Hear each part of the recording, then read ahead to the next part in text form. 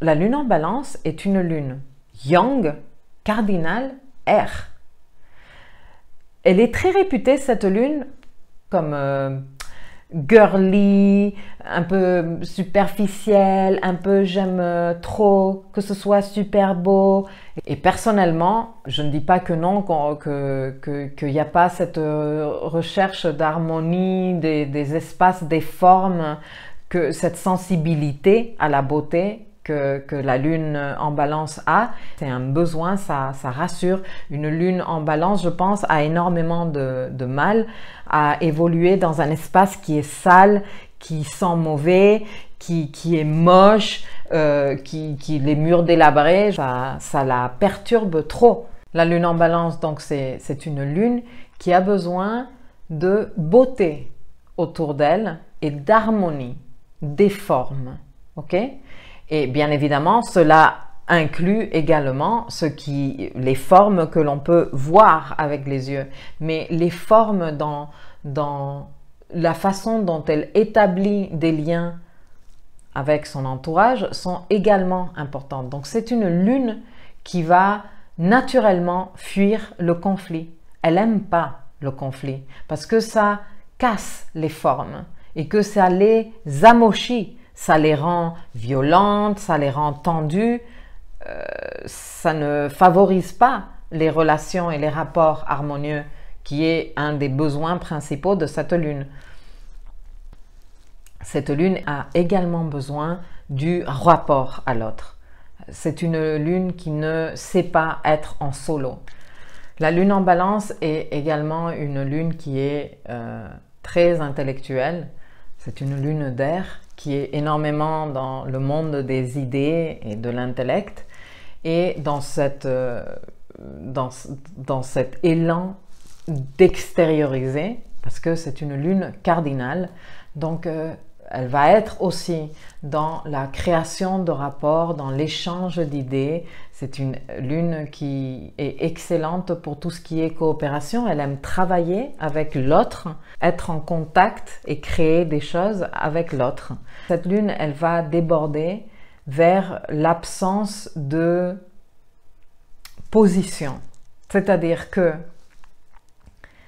comme c'est une lune qui a du mal à affronter le conflit, à gérer le conflit, dès qu'il y a la moindre possibilité de conflit, elle va ne pas prendre de position ou devenir excessivement complaisante. Et ceci peut virer à l'hypocrisie complète parce que comme je ne veux pas avoir de problème avec toi, je te dis oui. Et lui qui dit complètement le contraire, comme je ne veux pas avoir de problème avec lui non plus, je lui dis oui aussi.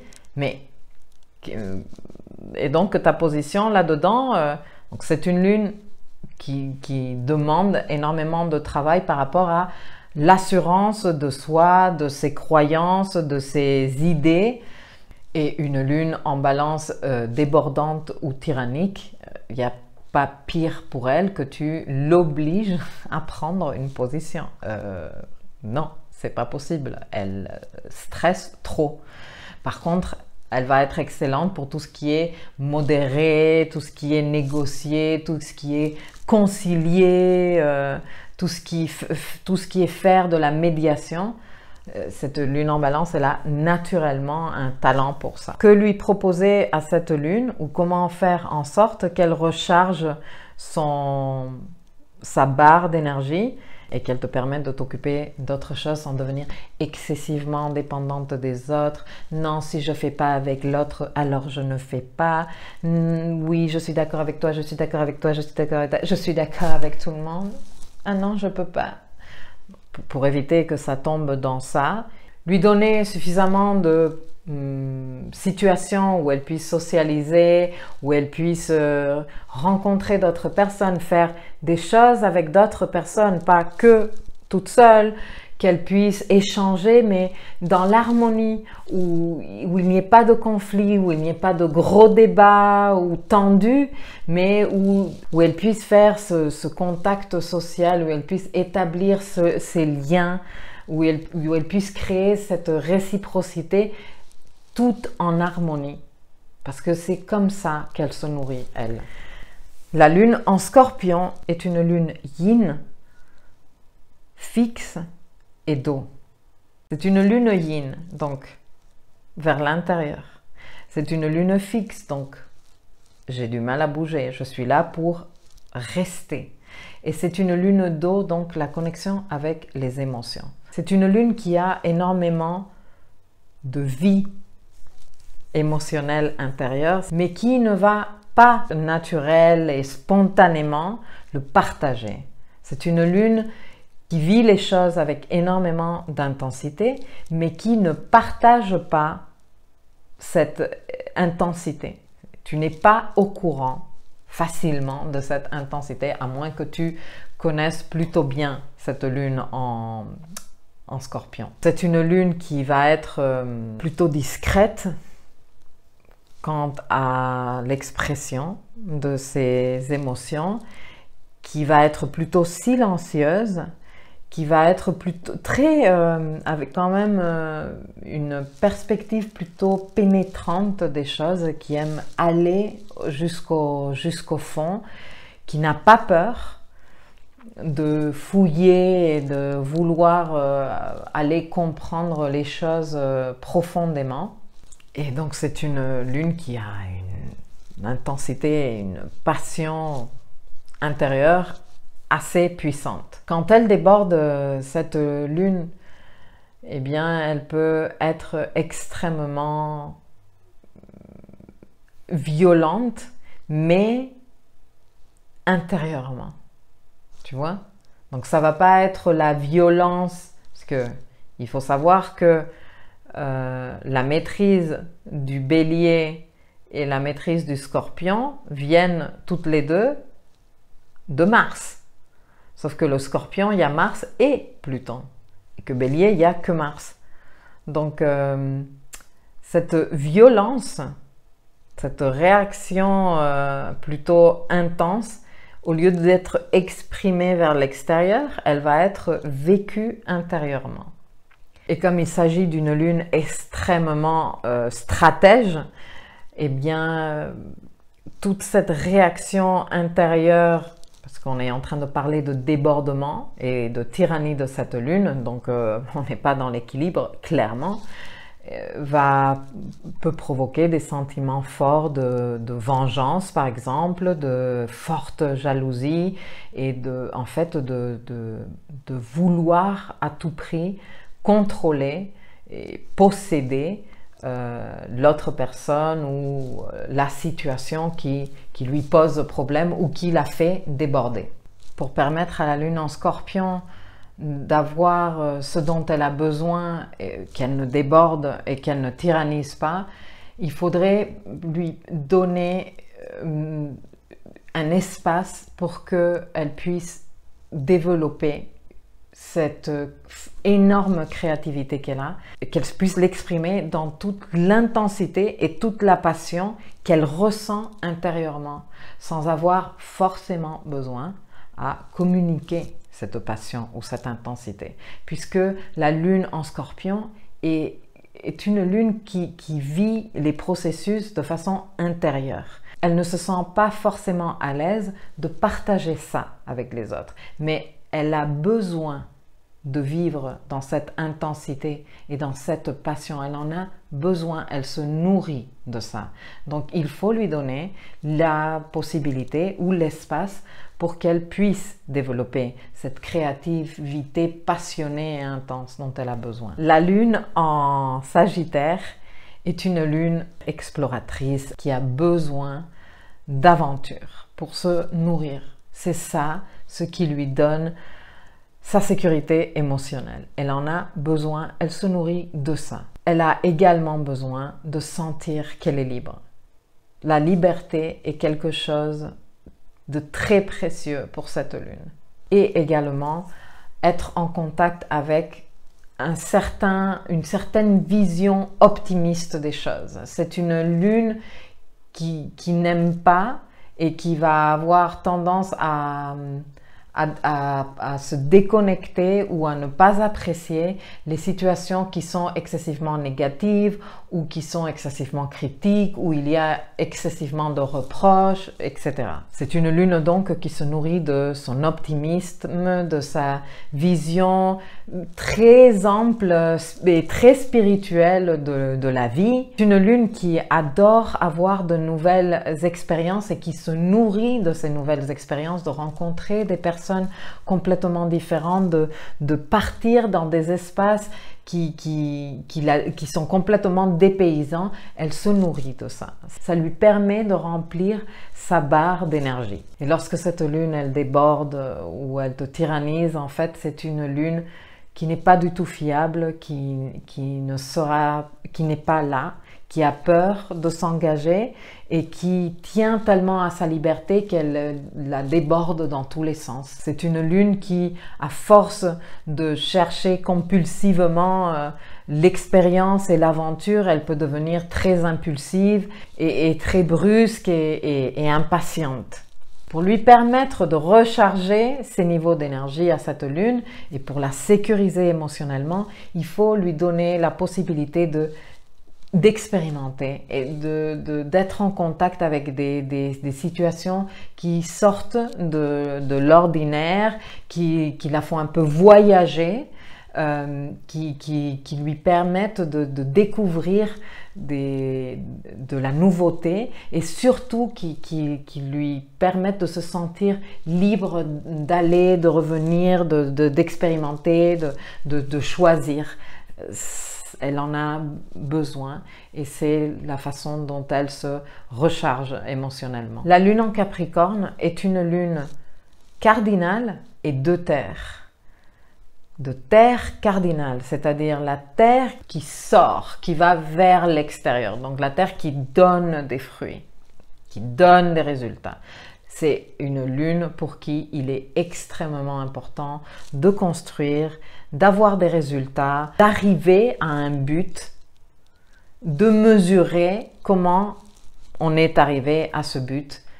Elle se nourrit de ça. C'est une lune qui est extrêmement consciente de la réalité, une connexion et une compréhension de la réalité de ce qui est possible ou pas, de la gestion des ressources. Elle est excellente aussi pour faire ça. Elle a cette finesse de perception et c'est une lune qui n'a aucune peur pour se responsabiliser, pour accepter des responsabilités. Au contraire, elle se nourrit des responsabilités qu'elle accepte. C'est une lune qui est énormément rattachée à tout ce qui est la tradition, qui adore travailler le travail. Ça la nourrit, diriger ce travail-là et le diriger vers un but précis qui sera après mesuré par rapport à ce qu'il a obtenu. Elle se nourrit de ça, elle en a besoin, ça la sécurise émotionnellement de faire ça. Lorsqu'elle déborde cette lune ou lorsqu'elle tyrannise, elle peut devenir extrêmement dominante par exemple. Elle peut virer aussi énormément vers le psychorigide, de ne pas accepter de faire les choses de façon différente à comme elle a prévu et comme c'est comme ça qu'il faut faire et qu'elle s'est dit qu'elle allait faire.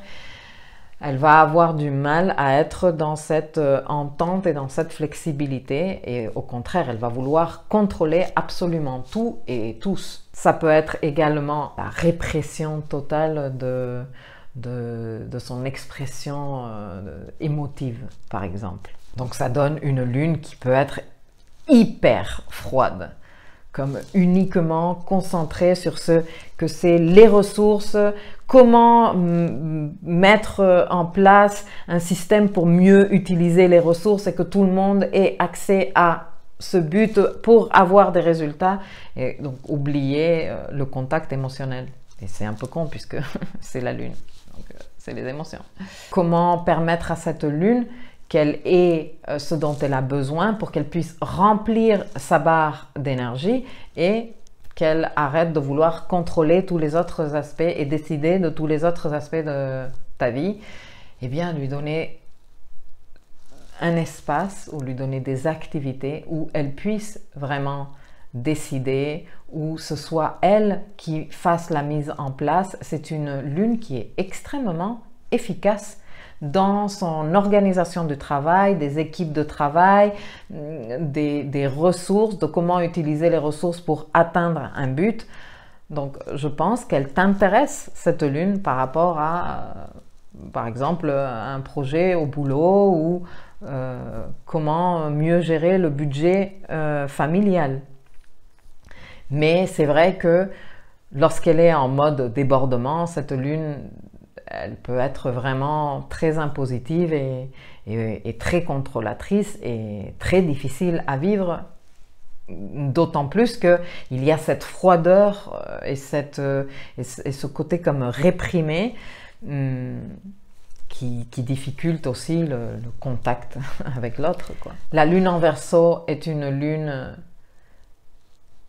qui a une façon de penser, de concevoir les choses complètement originale, différente, qui sort de tout ce qui est le cadre et de tout ce qui est les conventions et qui adore faire ça. Ça la nourrit. Le fait d'être en dehors du cadre, le fait de se sortir de ce que tout le monde fait ou de ce que tout le monde pense, le fait d'être décalé, ça la nourrit. Ça lui remplit cette barre d'énergie en fait. C'est une lune qui d'un côté va chercher à se démarquer du groupe, donc avec cette originalité et cette je casse les codes et je casse les normes et je ne rentre dans aucune convention, mais en même temps c'est une lune très humanitaire, très solidaire et très proche de ses amis.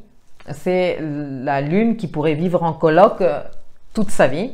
Partager un espace avec les copains et ça sert à quoi d'avoir exactement une famille, et pour moi c'est pas si important, tant que j'ai mon groupe d'amis je suis bien. C'est une lune avec extrêmement de génie, avec des idées hyper progressistes dans sa tête, qui aime partager ces idées-là et qui a énormément d'altruisme également.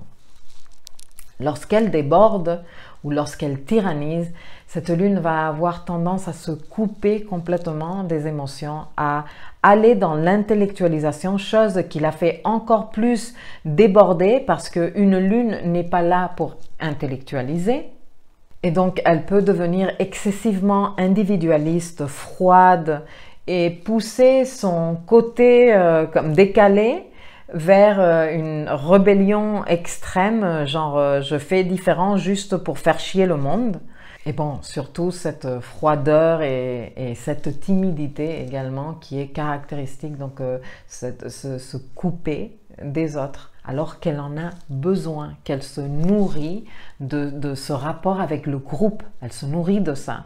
Elle se nourrit de ce rapport avec le groupe, mais je suis dans le groupe, mais dans mon style, tu vois. Alors justement, comment lui permettre de remplir sa petite barre d'énergie de façon à ce que tu ne sois pas un rebelle sans cause de partout et que tu ne sois pas dans l'hyper-intellectualisation, la suranalyse et la froideur complète.